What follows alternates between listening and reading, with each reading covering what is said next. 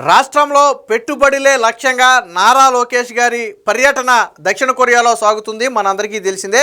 ఇప్పటికే అనేక మంది కంపెనీ ప్రతినిధులతో మాట్లాడటం, ముఖ్యంగా దక్షిణ కొరియా స్టార్టప్ కంపెనీలు ఏవైతే ఉన్నాయో వాటిని ఆంధ్రప్రదేశ్లో పెట్టుబడులు పెట్టే విధంగా ప్రోత్సహించడంతో పాటు వారిని విజ్ఞప్తి చేసి రాష్ట్రానికి రావాలని, ఇక్కడ ఉన్నటువంటి పరిస్థితులు చూడాలని కూడా చెప్పారు. అలాగే అదే దక్షిణ కొరియాకు చెందినటువంటి కియా పరిశ్రమ ఆల్రెడీ అనంతపురంలో ఉంది, మనందరికీ తెలుసు.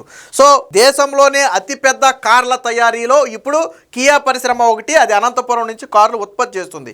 ట్విస్ట్ ఏంటంటే వైసీపీలో జగన్మోహన్ రెడ్డి వచ్చిన తర్వాత అప్పుడు వైసీపీ ఎంపీగా ఉన్నటువంటి గోరంట్ల మాధవ్ ఎవరో కొంతమంది వాళ్ళని బెదిరించారు. దానికి సంబంధించినటువంటి వార్తలు కూడా వచ్చాయి. అలాగే కొన్ని కాంట్రాక్టులు మాకే ఇవ్వాలని అక్కడ వైసీపీ నేతలు పట్టుబడితే కియా పరిశ్రమ ఎక్స్టెన్షన్ ప్లాంట్ ఎత్తేసి పక్క రాష్ట్రంలో పెట్టాలని ప్లాన్ చేస్తే అప్పుడు రాయిటర్స్ అనే ఒక నేషనల్ మీడియాలో ఒక కథనం రావడంతో అప్పుడు పరువు పోతుందని చెప్పి బతిమాలి బామాలి కియా పరిశ్రమ ఆ ఎక్స్టెన్షన్ ప్లాంట్ బయటకు పోకుండా అప్పుడు జగన్మోహన్ రెడ్డి ఆపాడు. సో అలాంటి కియా పరిశ్రమ ఇప్పుడు ఈవీ కార్ల మీద కూడా దృష్టి పెట్టింది. దాన్ని కూడా ఆంధ్రప్రదేశ్లో ఏర్పాటు చేస్తామని చెప్పి నారా లోకేష్ గారికి నిన్న హామీ ఇచ్చింది. సో ఆల్రెడీ ఇప్పటికే పెట్రోలు డీజిల్ వాహనాలు ఆంధ్రప్రదేశ్లో తయారవుతున్నాయి. సో అదే కియాకి చెందినటువంటి ఎలక్ట్రానిక్ వెహికల్స్ను కూడా ఆంధ్రప్రదేశ్లో తయారు చేయాలి, దానికి అవసరమైనటువంటి ల్యాండ్తో పాటు ఇతర ఫెసిలిటీస్ అన్ని ఇవ్వడానికి మేము సిద్ధంగా ఉన్నామని చెప్పి ఆ కొరియా ప్రతినిధులతో చెప్పగానే వాళ్ళు అగ్రీ చేసి ఆంధ్రప్రదేశ్లో ఈవీ ప్లాంట్ ఏర్పాటు చేస్తామని నారా లోకేష్ గారికి హామీ కూడా ఇచ్చారు. సో ఇది ఒక రాష్ట్రానికి అతిపెద్ద బిగ్ ఇన్వెస్ట్మెంట్ కాబోతుంది. ఒకవేళ వాళ్ళు గన ఈవీ ప్లాంట్ ఏర్పాటు చేయడానికి ముందుకు వస్తే ఖచ్చితంగా ఇప్పటికే ఆల్రెడీ అలా ఉత్పత్తి ఇక్కడ జరుగుతుంది కాబట్టి పెద్దగా టైం కూడా తీసుకోరు. అందులో చంద్రబాబు గారి గురించి, ఆ గవర్నమెంట్ గురించి వాళ్ళకి బాగా అవగాహన ఉంది. ఎందుకంటే ఆ కియా పరిశ్రమ వచ్చినప్పుడు చంద్రబాబు గారే వాళ్ళకి అన్ని ఫెసిలిటీస్ కల్పించారు కాబట్టి వాళ్ళకి అవగాహన కూడా ఉంది. మిగతా పరిశ్రమలంతా ల్యాగ్ చేసే అవకాశం లేదు. సో ఈవీ ప్లాంట్ను కూడా ఏర్పాటు చేస్తామని చెప్పి నారా లోకేష్ గారికి అయితే హామీ ఇచ్చారు. అదే గన జరిగితే కియా ఎంటైర్ కియాలో అటు మాన్యువల్ అంటే డీజిల్ పెట్రోల్ వాహనాలతో పాటు ఎలక్ట్రిక్ వాహనాలు కూడా ఆంధ్రప్రదేశ్లోనే తయారయ్యి ఇక్కడ నుంచే దేశం మొత్తంతో పాటు ఇతర దేశాలకు కూడా ఎగుమతి జరుగుతుంది. ఎప్పటికే కియా వాహనాలు మన దేశంలో తయారైనటువంటి కియా వాహనాలు ఇతర దేశాలకు కూడా ఎక్స్పోర్ట్ చేస్తున్నారు. సో రేపొద్దున ఈవీ వాహనాలకు డిమాండ్ పెరుగుతున్న నేపథ్యంలో ఇక్కడ ప్లాంట్ ఏర్పాటు చేస్తే అది రాష్ట్రానికి మరింత ఉపయోగకరంగా ఉంటుంది.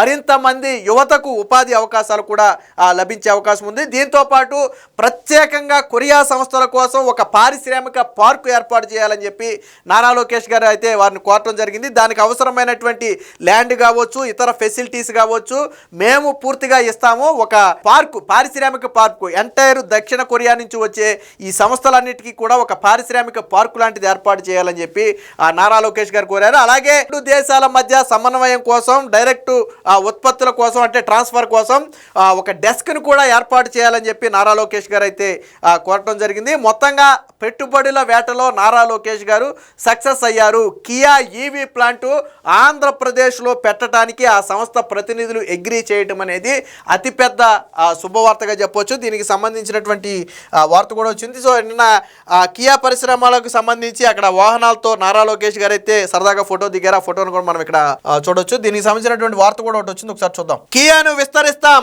ఈవీ అటానమస్ మొబిలిటీపై దృష్టి పెట్టాం, ఏపీ ప్రతిపాదనలపై సానుకూల నిర్ణయం తీసుకుంటాం.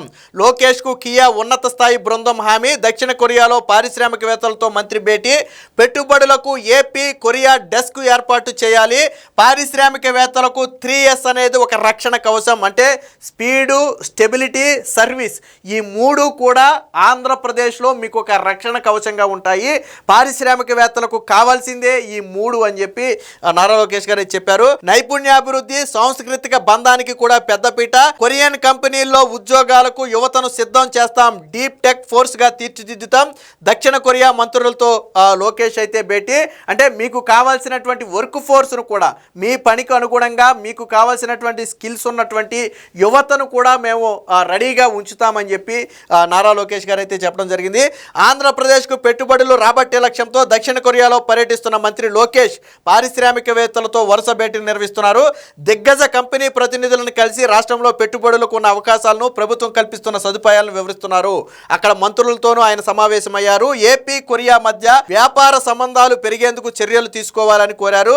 ఈ పర్యటనలో భాగంగా గురువారం ఆయన కియా మోటార్స్ ఎగ్జిక్యూటివ్ వైస్ ప్రెసిడెంట్తో సమావేశమయ్యారు.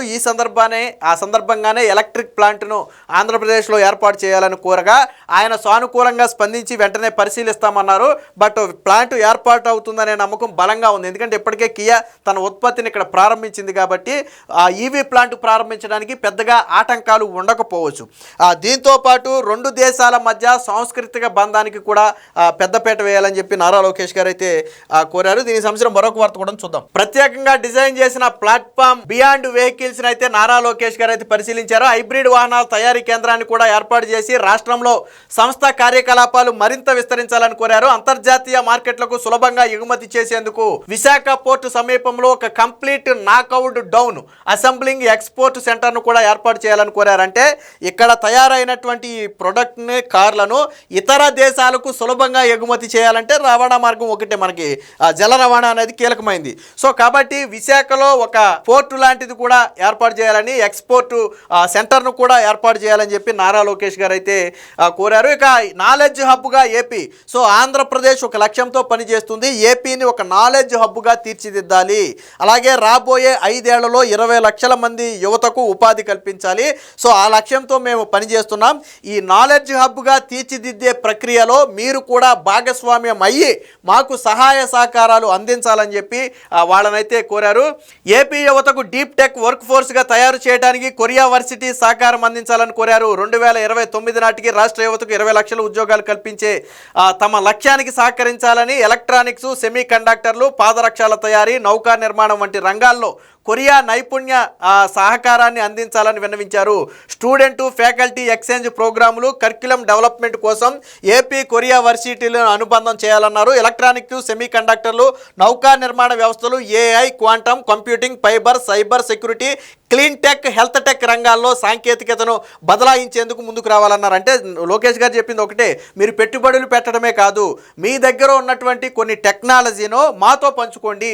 మీ యూనివర్సిటీలను మా యూనివర్సిటీలతో అనుసంధానం చేసి మాకు కొంచెం సహకరించండి. ఇక్కడ ఉన్నటువంటి యువతను కూడా వర్క్ ఫోర్స్గా తీర్చిదిద్దడానికి అక్కడ ఉన్నటువంటి యూనివర్సిటీల సహాయ సహకారాలతో పాటు టెక్నాలజీ సహాయ సహకారాలు అందించాలని చెప్పి నారా లోకేష్ అయితే కోరటం జరిగింది. సో రాష్ట్రంలో డిస్ప్లే పరికరాల యూనిట్, సెమీ కండక్టర్లు, ఓఎల్ఈడి, అలాగే ఇతర పరికరాల్లో ప్రఖ్యాతి సంస్థ అయినటువంటి సునిక్ సిస్టమ్ రాష్ట్రంలో తయారీ యూనిట్ స్థాపించేందుకు సిద్ధం చేసింది. ఈ సంస్థ సీఈఓతో నారా లోకేష్ గారు అయితే భేటీ అయ్యారు. శ్రీ సిటీలో సునిక్ సిస్టమ్ డిస్ప్లే పరికరాల తయారీ యూనిట్ ఏర్పాటు చేయాలని ఈ సందర్భంగా కోరారు. జాయింట్ వెంచర్కు సహకారం అందిస్తామని, ఇండియా సెమీ కండక్టర్ మిషన్ 2.0తో పాటు AP semi conductor display ప్యాబ్ policy కింద ప్రోత్సాహకాలు కూడా అందిస్తామని చెప్పి ఆ సంస్థ ప్రతినిధులతో కూడా కోరారు. ఇప్పటికే ఎల్జీ కావచ్చు, శాంసంగ్ కావచ్చు, హుందాయ్ కావచ్చు, ఇలాంటి ప్రఖ్యాత సంస్థలతో ఆల్రెడీ నిన్న భేటీ అయ్యారు నారా లోకేష్ గారు. దాని గురించి కూడా మనం మాట్లాడుకున్నాం. అంటే మొత్తంగా ప్రముఖ దిగ్గజ కంపెనీలన్నిటినీ కూడా ఆంధ్రప్రదేశ్ తీసుకువచ్చే ప్రయత్నం జరుగుతుంది. ఇప్పుడు నిర్వహించినటువంటి భేటీలో ఫలితాలు కన వచ్చి వాళ్ళు కన ఆంధ్రప్రదేశ్లో పెట్టుబడులు పెడితే భారతదేశంలోనే అన్ని ప్రముఖ సంస్థలు పెట్టుబడులు పెట్టిన రాష్ట్రంగా ఆంధ్రప్రదేశ్ ఎదగబోతుంది. ఇప్పటికే దేశంలో ఎక్కడా పెట్టుబడి పెట్టని గూగుల్ లాంటి డేటా సెంటర్లు ఆంధ్రప్రదేశ్కు వచ్చాయి. సో అది ఆంధ్రప్రదేశ్ గొప్పతనం. అలాగే క్వాంటమ్ వ్యాలీ, దేశంలో ఇప్పటి వరకు ఎక్కడా కూడా దీని మీద చర్చ జరగకముందే ఆంధ్రప్రదేశ్ను క్వాంటమ్ హబ్గా మార్చే ప్రయత్నం జరుగుతుంది. ఈ డిసెంబర్ నాటికి దాని తొలి ఉత్పత్తి కూడా వస్తుందని చెప్పి తొలి రిజల్ట్ కూడా వస్తుందని చెప్పి చంద్రబాబు గారు ఇప్పటికే ప్రకటించారు. అలాగే కేంద్ర ప్రభుత్వం నుంచి కూడా పూర్తి సహాయ సహకారాలు అందుతున్నాయి. మరో పక్క అంతర్జాతీయ కంపెనీలు శాంసంగ్ కావచ్చు, ఎల్జీ కావచ్చు, హుందాయ్ కావచ్చు, కియా కావచ్చు, ఇలాంటి కీలక కంపెనీలన్నీ కూడా ఆంధ్రప్రదేశ్లో పెట్టుబడి పెట్టడానికి ముందుకు రాబోతున్నాయి. ఏదైతే 20 లక్షల ఉద్యోగాల కల్పనే లక్ష్యంగా కూటమి ప్రభుత్వం పనిచేస్తుందో దాన్ని సాకారం చేసే విధంగా నారా లోకేష్ గారి పర్యటన అయితే సాగుతుంది. మొత్తంగా దక్షిణ కొరియాతో జరిగినటువంటి ఈ వరుస భేటీల ఫలితంగా రాబోయే రోజుల్లో ఆంధ్రప్రదేశ్కు భారీ ఎత్తున పరిశ్రమలు రావటమే కాకుండా అక్కడ ఉన్నటువంటి టెక్నాలజీ కావచ్చు, ఇతర రంగాల్లో ఉన్నటువంటి ఇది కావచ్చు, ఆంధ్రప్రదేశ్ కూడా బదిలీ చేయడం కోసం, అలాగే రెండు రాష్ట్రాల మధ్య సమన్వయం చేయడం కోసం ఒక డెస్క్ను ఏర్పాటు చేయడం, అలాగే ఒక ప్రత్యేకంగా కొరియా సంస్థల కోసం ఒక పారిశ్రామిక పార్కును ఏర్పాటు చేయడం లాంటి కీలక డెసిషన్స్ అయితే ఈ భేటీలో జరిగాయి. మొత్తంగా నారా లోకేష్ గారి పర్యటనలో అనేక దిగ్గజ కంపెనీలు ఆంధ్రప్రదేశ్లో పెట్టుబడులు పెట్టడానికి ముందుకు వస్తున్నాయి అనేది మాత్రం వాస్తవం.